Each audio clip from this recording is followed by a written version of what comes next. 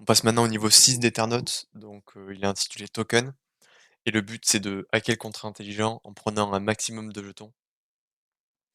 On commence avec 20 jetons, donc notre balance est de 20 et le but est d'en prendre un maximum possible.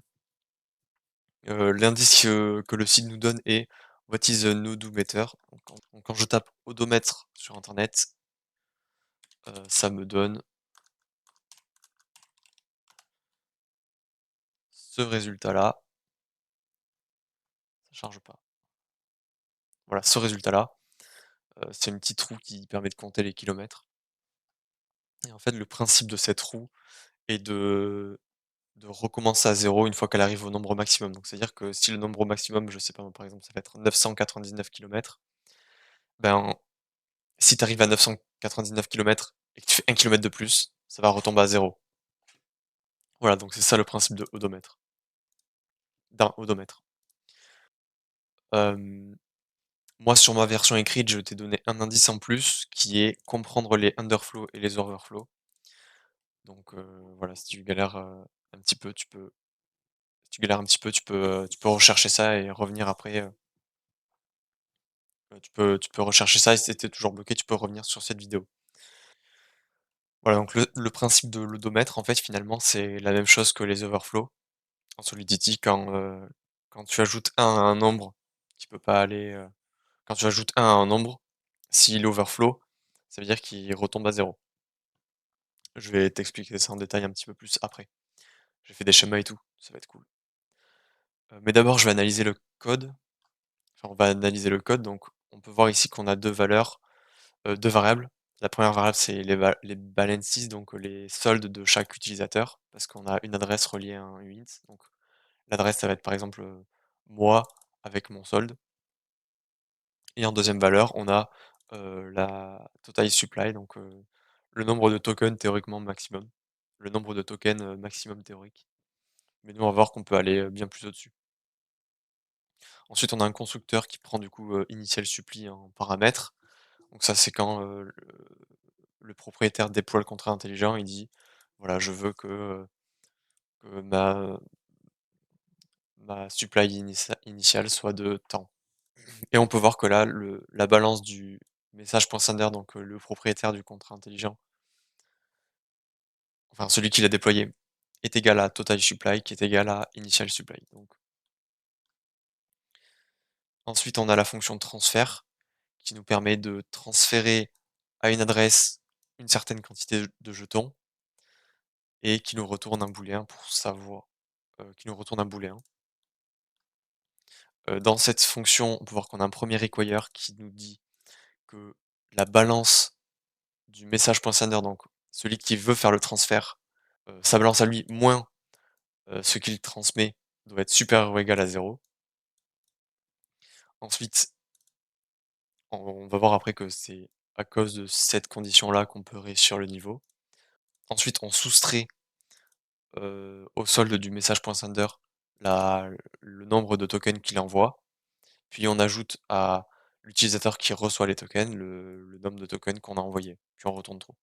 Et ensuite on a une fonction balance off qui nous permet de voir le solde actuel, d'une personne.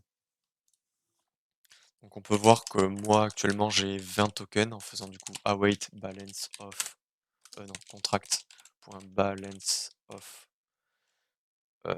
player. J'ai 20 tokens et pour réussir ce contrat du coup, comme je l'ai dit tout à l'heure, on va devoir passer par on va devoir utiliser la fonction de transfert avec la fonction require ici. En fait, heu, on va provoquer un underflow sur cette valeur-là. En fait, la fonction va croire qu'on a assez de tokens et donc ça va passer, ça va passer et ça va nous transférer pareil ici. Ça va nous soustraire une certaine value, une certaine valeur qui va provoquer un overflow sur notre solde.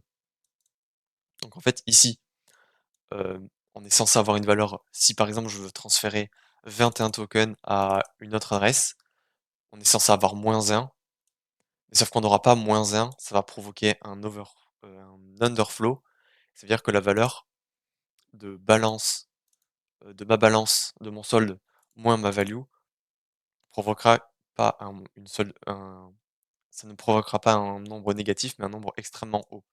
Donc pareil ici, quand on va faire, ben, mon solde moins la valeur, et ben, en fait, j'aurai un solde extrêmement haut. Donc, je vais expliquer le système d'overflow et d'underflow avec des schémas, et je vais prendre pour cela le cas d'un uint 8, donc, d'un nombre sur 8 bits. On peut voir ici que la valeur 255, c'est égal à, 8 fois 1, donc, 8 1 d'affilée. En fait, si je rajoute 1 à cette valeur, donc je passe à 256, en binaire, je je dois rajouter un bit, hem, après, et passer tout le reste à 0 parce que, bah, c'est comme ça que le binaire marche, et du coup, ça fait que ma valeur passe sur 9 bits. Sauf que Solidity, lui, vu que notre valeur initiale est sur 8 bits, vu que c'est un uint 8, il va garder que les 8 premiers bits. Le binaire, on le lit de droite à gauche, donc les 8 premiers bits, c'est ceux-là. Et le 1 pour dire que, ben, là, c'est 256, donc le nombre 256 en binaire, quoi. Bah, finalement, ce bit-là, il est ignoré. Donc, si je résume bien, notre odomètre, imaginons que notre odomètre, il arrive à, 255. Je rajoute 1, il passe à 256, théoriquement. Mais en fait, non, il passe à 0 parce que le bit en plus en binaire qui permet de dire que là, on passe à 256, il est ignoré, et on garde du coup que les zéros. Ça va être la même chose pour le underflow. En fait, en binaire, la représentation de 0, c'est que des zéros, et quand je fais -1, bah, elle va passer à que des 1 parce qu'en fait, il y a pas de nombre négatif. Donc c'est un peu spécial ce cas-là, mais pour un uint 8 en Solidity, si je fais -1 à 0, ça va passer à 255 parce que tous les 1 seront, tous les bits passeront à 1. Donc si j'ai un uint 256, bah, ça va me faire un nombre, vraiment très grand, quoi. Ça va me faire, ça fois, ben, jusqu'à qu'il y ait 256 bits finalement, et cetera. Donc ça veut dire que là, notre valeur, sera vraiment très élevée quand on la convertira, quand on fera le underflow. Donc maintenant, on va pouvoir résoudre ce challenge. Pour cela, on va devoir donc utiliser la méthode transfert, et on va transférer à une autre adresse. Donc moi, je vais prendre une adresse, ma deuxième adresse de MetaMask, mais tu peux le faire avec, n'importe quelle adresse, ça change rien.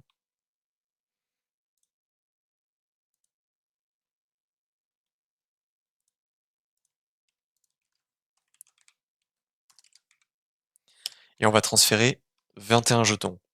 Pourquoi 21? Parce qu'en fait, ici, si je transfère 20, ça va être à 0.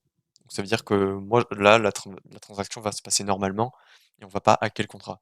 Par contre, si je fais -21, ça va faire un underflow, et comme je l'ai expliqué, tous mes bits vont revenir à 1, et comme c'est sur, du uint 256, et ben, on va avoir un nombre égal à, 2 puissance 256.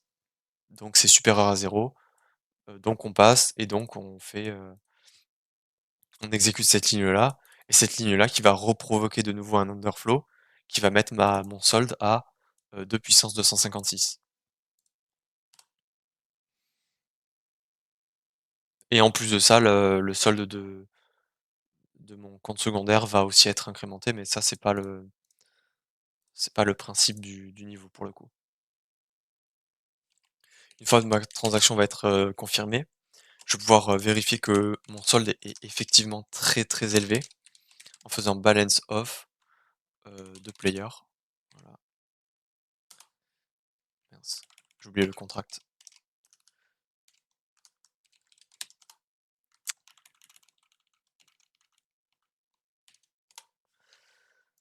Voilà, donc là, c'est pas super pratique à lire. Donc on peut transformer cette valeur en string. Donc on va faire point .toString,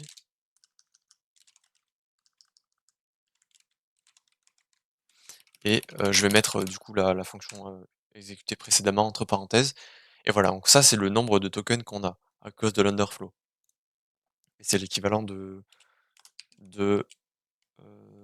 puissance 256.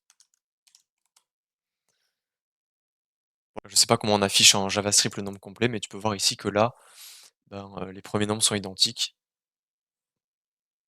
Voilà, ça arrondit à 2 ici, en fait. Mais, on a provoqué l'underflow et maintenant on peut, submit l'instance parce qu'on a beaucoup de jetons et qu'on a réussi à hacker le contrat.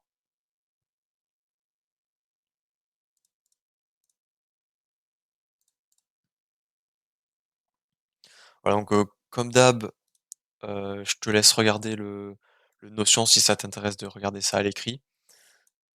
Et tu peux aussi cliquer sur le lien dans la description pour avoir le quiz et j'en profite aussi pour, terminer. Je sais pas pourquoi c'est aussi lent. J'en profite pour terminer et te dire que, je propose du coaching donc, si ça t'intéresse, du coaching blockchain, si ça t'intéresse, tu peux cliquer sur le premier lien dans la description.